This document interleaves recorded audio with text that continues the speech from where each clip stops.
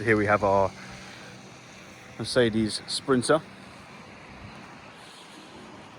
in a nice silver. Quite a rare colour for a Sprinter, I must say.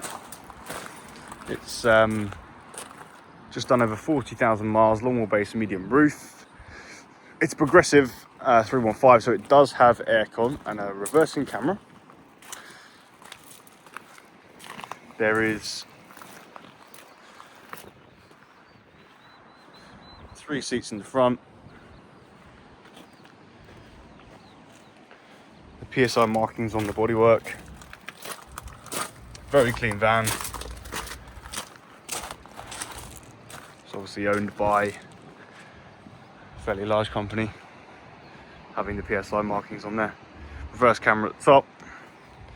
You've got the impact step to get up into the vehicle. Side loading door. And these are some of the biggest vehicles you can buy under 3.5 ton.